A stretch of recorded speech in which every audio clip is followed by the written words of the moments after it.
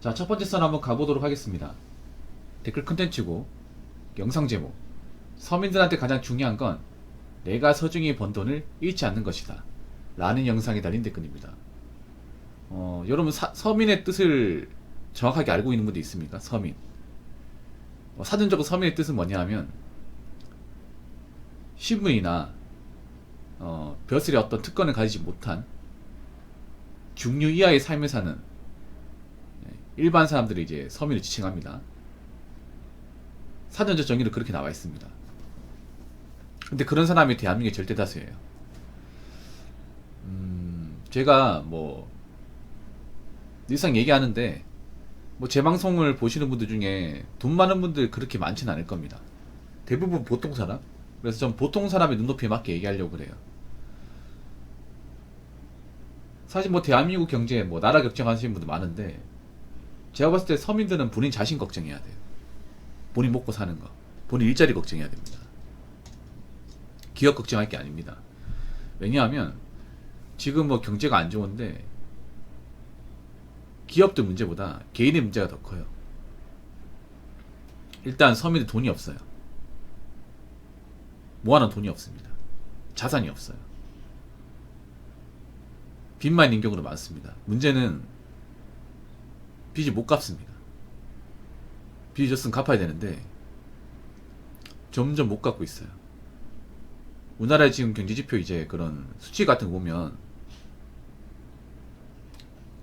가계빚이 점점 늘고 있습니다. 가계빚도 늘고 있고 카드빚도 늘고 있고 마통빚 늘고 있습니다.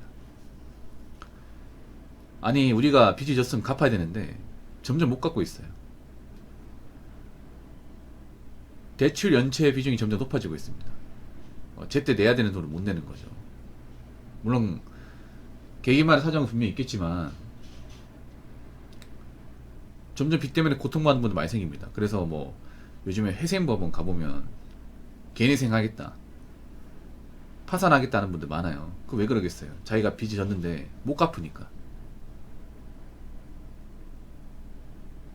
그럼 어떤 이유로 빚이 졌을까? 뭐 각자 이제 잘해보려고 했는데 잘 안되니까 빚이 졌겠죠. 근데 제가 봤을 때는 서민들이 서민 자신의 어떤 좀 밥그릇? 자기 질 모르고 무턱대고 투자 같은 거 했다가 사치 부렸다가 감당하지 못해 생기는 문제라 생각합니다. 저는 보통 사람들한테 가장 중요한 거는 자기의 그릇을 아는 거예요. 메타인지. 사실 서민들은 큰 돈 쓰면 안 됩니다. 그 투자를 무리해서 하면 안 됩니다. 투자를 하지 말라는 건 아닌데 서민들의 투자 방식은 대부분 건전하지 못합니다. 거의 온인성 아니면 이제 그 레버리지라고 하죠. 빚을 최대한 땡겨가지고 투자하는 방식, 그런 걸 이제 레버리지 투자라고 하는데 그런 투자를 많이 해요. 뭐 예를 들어 영끌 비투가 그런 거죠. 근데 이해는 됩니다. 왜냐하면 서민들은 가지고 있는 알맹이가 별로 없어요. 예를 들어 집을 산다고 하면 집을 사기 위해서는 이제 자본금이 있어야 되는데 여유자금이 있어야 되는데 여유자금이 별로 없어요. 또 집 살 때 대출하지 않습니다. 그 대출하는 게 이상한 건 아닌데 대출 너무 많이 해요. 자신들이 갚을지 못 갚을지 장담할 수 없는데 대출을 많이 합니다. 거기다가 이제 원금이자 같은 거 생각은 안 해요.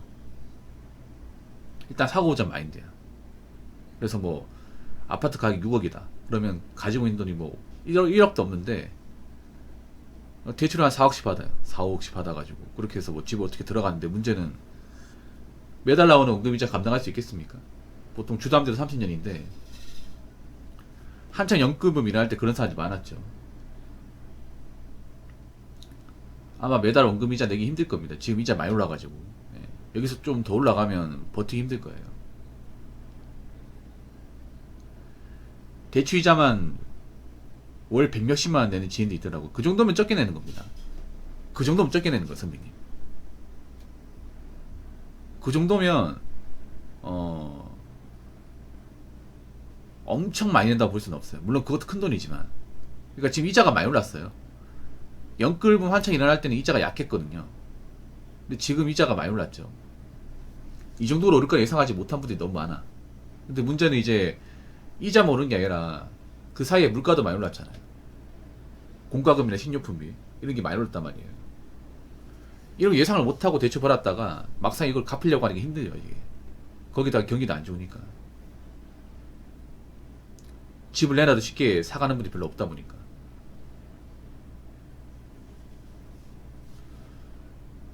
사람들이 까먹고 사는 게 있습니다. 뭐냐면 서민들은요 한 번 자빠지면 끝이에요.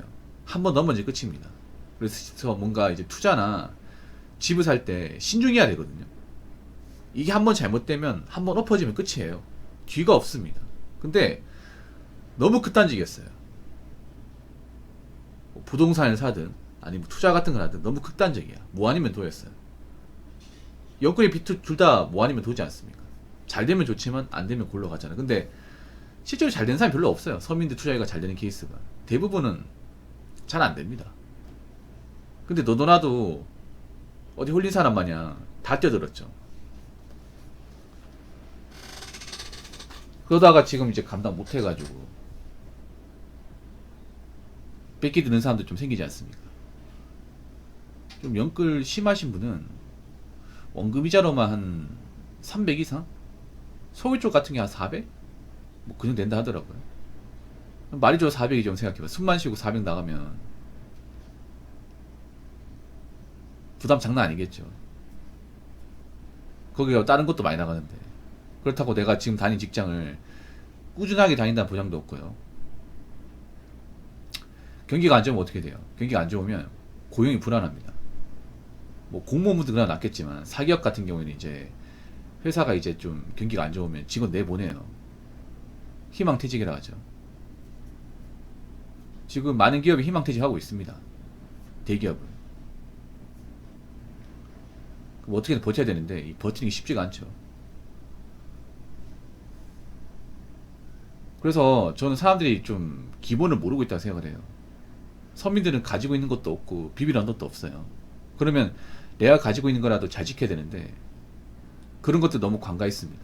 한번 잃어버리면 되돌릴 수 없는데, 예를 들어서 뭐 서민들이 뭐 1억을 모았어요. 1억을 모은 사람 별로 없겠지만 근데 그 1억을 잃어버리면 다시 1억을 만드는 건 정말 어렵습니다. 못 만들 수 있습니다.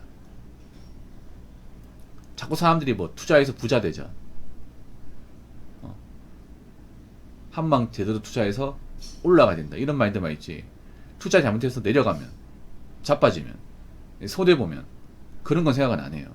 무조건 잘 되는 것만 생각하고 안 될 땐 생각은 안 합니다. 근데 우리 현실에서 보는 사람들은 투자를 잘못해가지고 안 된 사람이 훨씬 더 많아요. 근데 안 됐을 경우 대안이 없어요, 이게. 그래서 지금 같은 경우에는 있잖아요, 뭐 한 방 노리는 것보다 안 자빠지는 게 중요합니다. 안 넘어지는 게.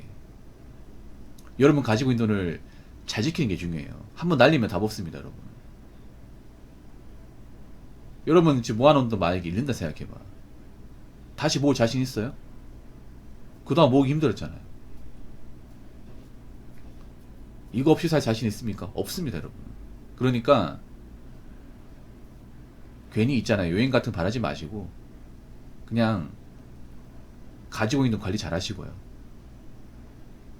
괜히 뭐 부동산 해보겠다고 설치지 마시고 정석대로 사시기 바라겠습니다.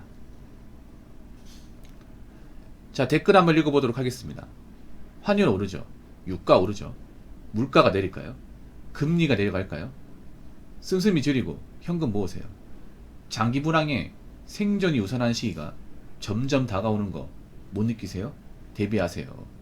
라고 적어주셨습니다. 한참 사람들이 어떤 얘기 했는지 아세요? 이제 현금은 가치가 없다. 화폐 가치는 떨어진다. 근데 웃긴 게 서민들이 그런 얘기를 해요. 서민들이 화폐 가치를 논합니다. 당장스러운 화폐도 없으면서, 통장에 돈도 많이 없으면서 앞으로 화폐 가치 떨어지기 때문에 뭐를 사야 된다.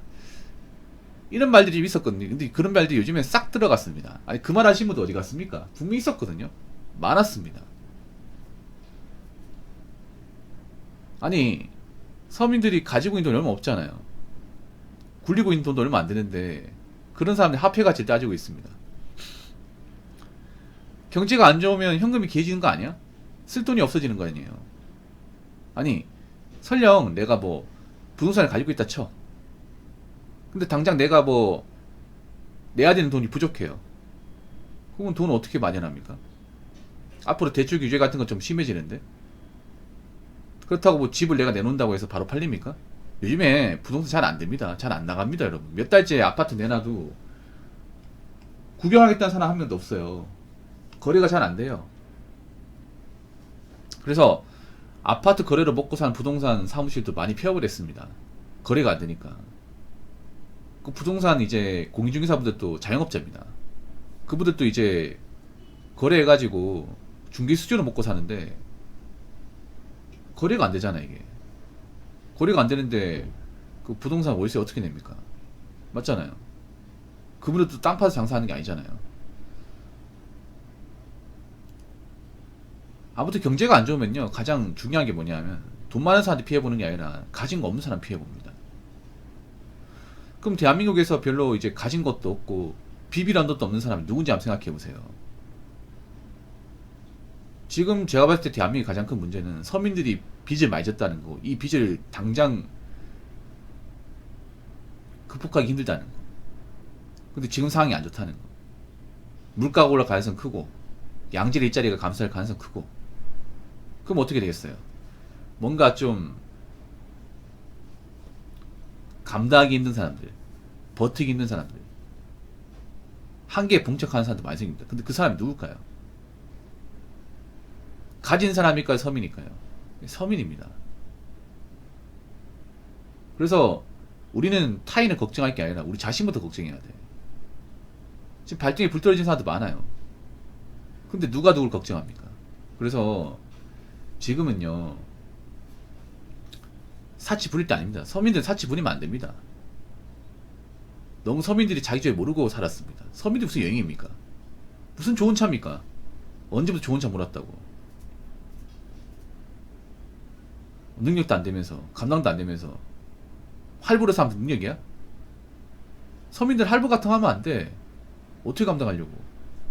그래서 제가 얘기하고 싶은 거는 서민들 원래 부족하게 살아야 됩니다. 부족한 걸 당연히 여겨야 돼.